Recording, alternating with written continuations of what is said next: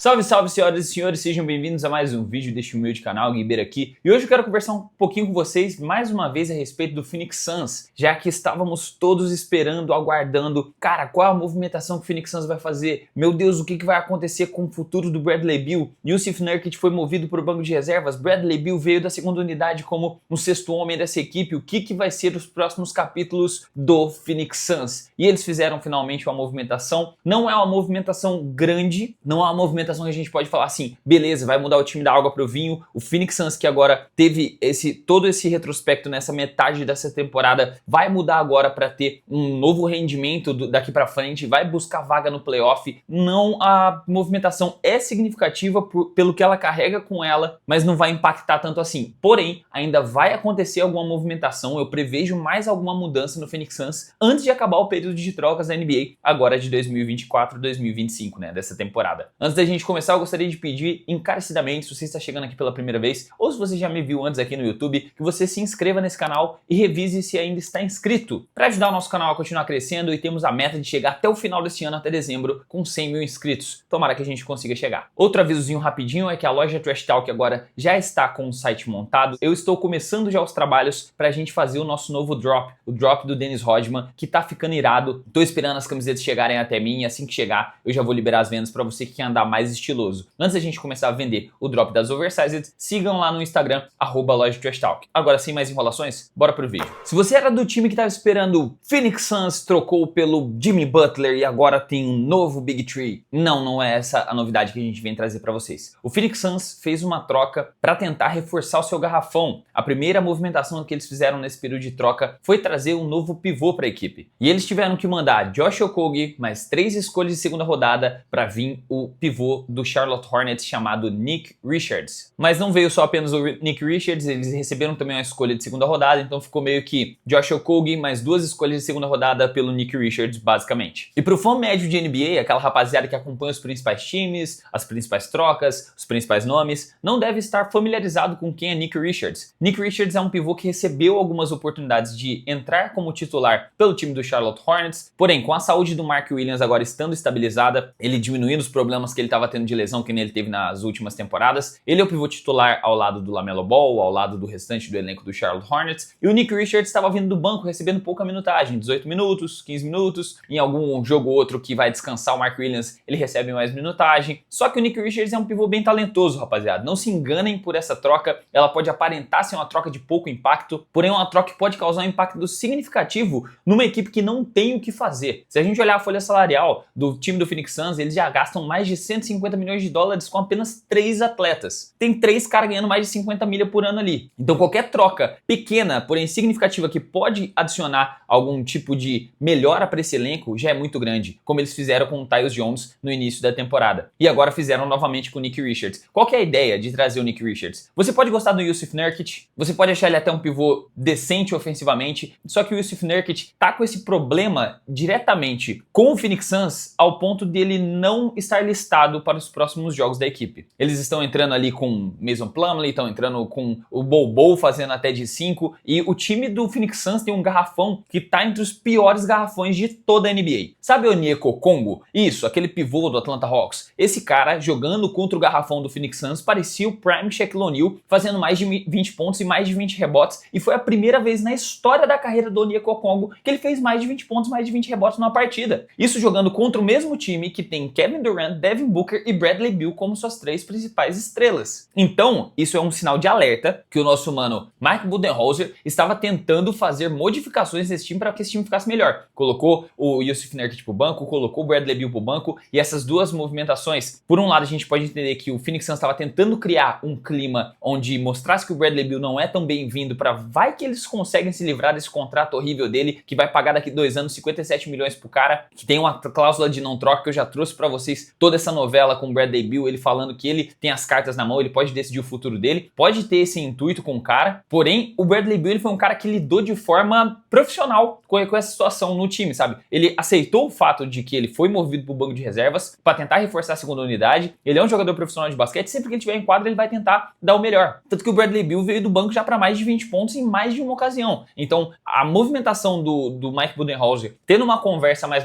no pé da orelha ali com o Bradley Beal, deu certo para esse dos bons resultados que ele teve em algumas partidas vindo do banco de reservas. Já com o Jusuf Nurkic não foi algo tão bacana assim, sabe? Primeiro teve aquele episódio que ele deu um tapa na orelha do jogador do Dallas Mavericks, que inclusive o Draymond Green deu uma ironizada, usou um certo sarcasmo ali pra falar: eu acho que aquele brother precisa de ajuda. Ele repetiu aquela mesma frase que o Jusuf Nurkic tinha usado quando o Draymond Green deu um tabefe nele. E outra que o Jusuf Nurkic, quando ele foi movido pro banco de reservas, ele não entendeu legal não. Nas redes sociais o que a gente teve de acesso em primeira instância foi que ele parou de seguir outros companheiros de equipe, como se as relações dele com o time já estivessem perto do fim mesmo. E agora com a chegada do Nick Richards, o que temos de primeiras notícias é que o Nick Richards vai vir para assumir o posto de titular dessa equipe. E ainda voltando ao tópico do Nurkic, eu tô vendo aqui que nas últimas 3 partidas ele foi tirado da rotação do time por inatividade. Ele simplesmente não vai jogar. Nos 2 jogos que ele veio do banco, ele entregou 5 e 8 pontos, com 7 rebotes e 3 rebotes. Eficiência mediana em ambas as partidas, só que com pouca ativação ofensiva. E quando ele foi se declarar a respeito, ele falou que a NBA é um business e que esse tipo de coisa acontece. Então me parece que é o que a gente estava avaliando a respeito da situação do Bradley Beal, a situação do Phoenix Suns, está mais fácil do Phoenix Suns agora procurar uma troca envolvendo o nome do Jusuf Nurkic do que eles realmente utilizarem o Bradley Beal, já que quem manda no contrato dele é ele, né? E é por isso que eu disse que é tão impactante assim em volta dessa troca do Nick Richards. Vai ser uma troca que desencadeia uma próxima troca pelo nome do Jusuf Nurkic para tentar buscar algum outro nome, talvez mais um pivô vindo da segunda unidade, utilizando o Nick Richards como titular, ou então buscar outro defensor de perímetro, já que com a troca do Nick Richards, eles trocaram um dos melhores defensores de perímetro que esse time tinha, só que estava tendo pouca utilização também nesse elenco do Phoenix Suns. E por mais que pareça uma troca pouco significativa, 2 jogadores, um tinha 8 milhões de salário, no caso do Nick Richards ele recebe 5 milhões anuais de salário, foi uma troca que significou bastante, porque o salário do Phoenix Suns, o nível que ele atingiu depois do Second Apron, depois de tudo que eles estão tendo que pagar de taxas, né, de impostos, essa redução de 3 milhões, esse corte de 3 milhões na folha salarial com a chegada do Nick Richards, primeiro que reforçou o garrafão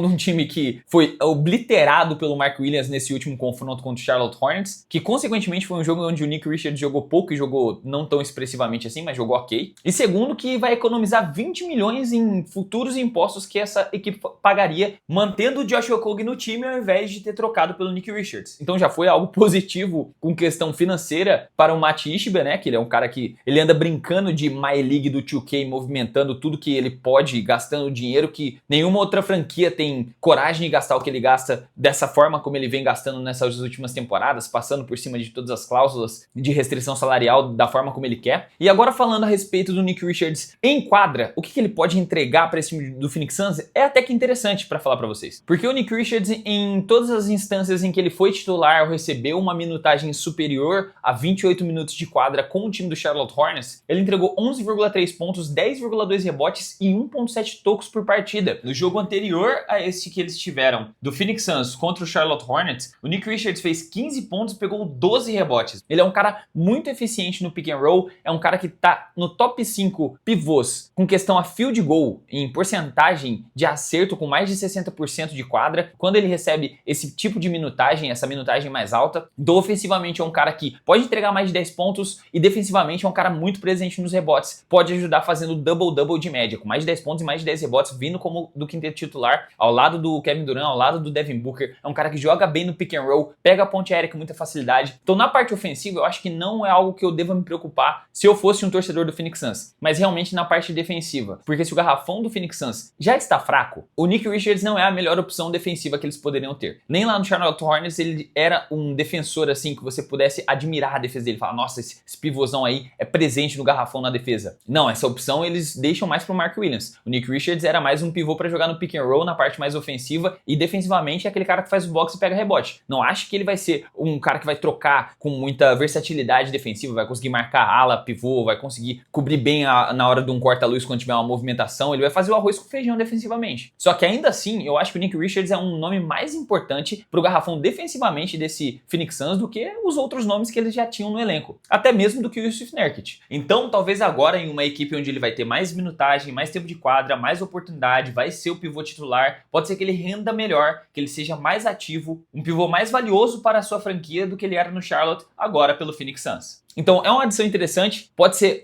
aquelas adições de pouco impacto no nome, mas grande impacto nos resultados. E quando eu disse que essa movimentação podia condenar o futuro das trocas desse time do Phoenix Suns, é que eles perderam ainda mais capital de troca. Então uma troca grande envolvendo o nome como se fosse o nome do Jimmy Butler, assim, a gente já pode começar a tirar de cogitação. Porque eles têm menos 2 escolhas de segunda rodada, tem menos um jogador de valor, que é um defensor de perímetro, um arremessador de longa distância, um cara que fica ali espaçando a quadra, que ocupa pouco espaço numa folha salarial de um time. Porém, eles ainda têm o Jusuf Nurkic, que aparentemente vai acabar saindo da franquia, né? Então pode ser que essa troca tenha significado que as portas se fecharam para um grande nome chegar no Phoenix Suns, mas pode também significar a chegada de outros nomes menores com o contrato do Jusuf Nurkic. Se fosse avaliar essa troca do Phoenix Suns, eu colocaria um 8. O garrafão deles era muito ruim, tava precisando de alguém para chegar mesmo. Eu acho que a parte que eles pecaram mais mesmo é em perder 2 escolhas de draft, que no caso do Phoenix Suns, 2 escolhas de segunda rodada já são bem valiosas, já que por causa do Second Apron eles vão ter as suas escolhas de primeira rodada congeladas. Então nos demais foi isso, um pivôzão de 8,9 pontos, 7,5 rebotes, que tem 56% de field goal e 67% de lance livre, acaba de chegar no Phoenix Suns e vamos ver agora como que isso pode impactar no futuro desse elenco. O que você achou dessa troca? Vocês acham que ele poderia ter feito uma movimentação melhor pelo contrato do Josh Okogie? Mano, deixa aqui nos comentários que a sua opinião é muito importante para esse canal. Se você ficou até aqui, considere se inscrever aqui embaixo, deixar o sininho ativado, deixar aquele like brabo para você receber tudo em primeira mão. Siga o canal Trash Talk lá no Instagram. Se você quer ajudar mais diretamente esse canal, considere entrar para a família de membros, essa rapaziada linda aqui ao meu lado. Muito obrigado aos membros do canal por ajudarem esse projeto a continuar de pé. E agora sim eu vou ficando por aqui e a gente se vê no próximo vídeo. Então até a próxima e falou! In a constant state of fear.